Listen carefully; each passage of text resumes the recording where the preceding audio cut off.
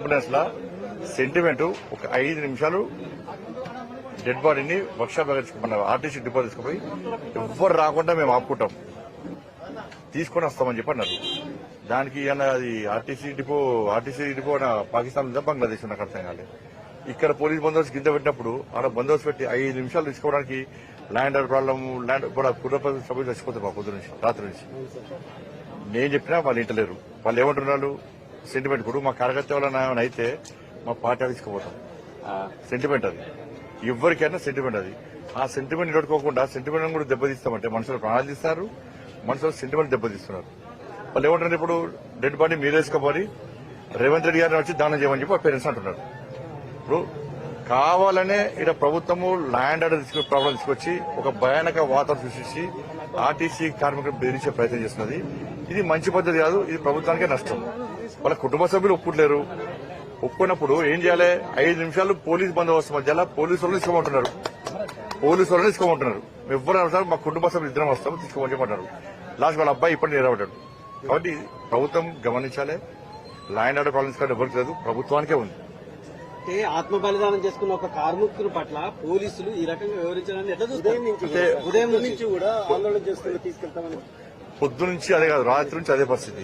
ఇప్పుడు టెంట్ వేసుకుంటే కూడా టెంట్ వాళ్ళు బెదిరిస్తున్నారట. తెలంగాణ మొత్తం టెంట్ వాళ్ళ నుంచి వార్నింగ్ ఇస్తున్నారట. ఇదే పద్ధతి నాకు అర్థం కాలేదు. గింత దౌర్జన్యమా? కార్మికులు ఏమంటారు కదా, తెలంగాణ ప్రజలు ఏమంటున్నారు? పేనమికలో పోయేటటువంటి పరిస్థితి.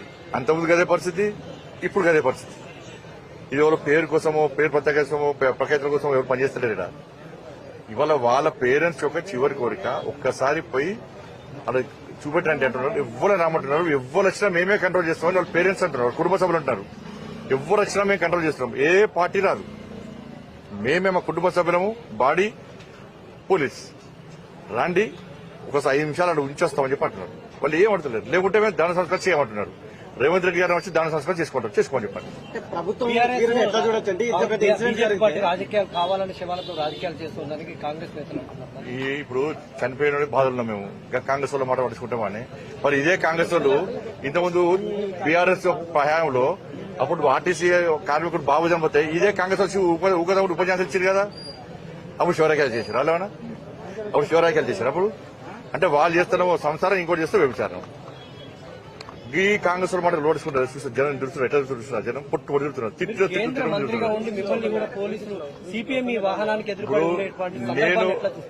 నాకు ఎవరో లేదు. వాళ్ళు రిక్వెస్ట్ చేస్తున్నారు. వాళ్ళ పేరెంట్స్ వింటలేరు.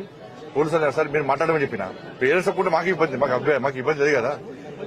పేరెంట్స్ పోయిన వాళ్ళ అబ్బాయి కూడా పుట్టాడు, వాళ్ళు కూడా పుట్టారు. కనీసం మర్యాద. ఇప్పుడు మళ్ళీ బెదిరిస్తున్నారు. మీరు ఇట్లా మాట్లాడితే మీకు వచ్చే బెనిఫిట్స్ ఏమని బెదిరిస్తున్నారు. కొంత కాంగ్రెస్ లీడర్లను పంపించి మీరు ఇట్లా వేస్తే మీకు బెనిఫిట్స్ ఏమని బెదిరిస్తారు. ఇంత చిల్లర రాజకీయాలు. 5 నిమిషాలు అలా బందోబస్తు పెట్టి ఇక్కడ అనేక అంతిమయాత్రలు చేస్తాం మనం తెలంగాణలో. తెలంగాణ ఉద్యమం అప్పుడు అనేక అంతిమయాత్రలు చేస్తాం. ఎక్కడ గొడవలైనాయా? ఇక్కడ రాలే కదా. ఒక ఆర్టీసీ కార్మికుడు చనిపోతే అలా బందోబస్తు పెట్టి డెడ్ బాడీని అంబులెన్స్ లా వాళ్ళ కుటుంబ సభ్యులతో తీసుకొని పోయి లాస్ట్కి ఏమన్నా సరే నాకు వదిలిపెట్టుర్రి, నేనే గ్యారంటీ సెంట్రల్ మినిస్టర్ గ్యారంటీ ఇస్తున్నా, నేనే అంబులెన్స్ నడుపుకుంటూ పోతా, ముంగడ పోలీసు వెనుక పోలీసు చెప్పండి, నేను బస్ ఎక్కి ఎండలో కూర్చొని మాడతా, ఎవరు రారు. ఇక్కడ ఒక్కరిని కూడా రాకుండా నేనే ఆపుతా. ఒక్క బాడీ తీసుకపోయి ఒక 5 నిమిషాలు వర్క్షాప్ డిపో పెట్టి తీసుకొస్తానంతే. ఇది కూడా చెప్పినా చెప్పినా కూడా మొండివాదం చేస్తే రేపటి దాకా డెడ్ బాడీ కట్టిన ఉంటుంది. నేను కూడా ఇక్కడ ఉంటా. వాళ్ళు అదేంటున్నారు పోనీ ఏమని చెప్పారు.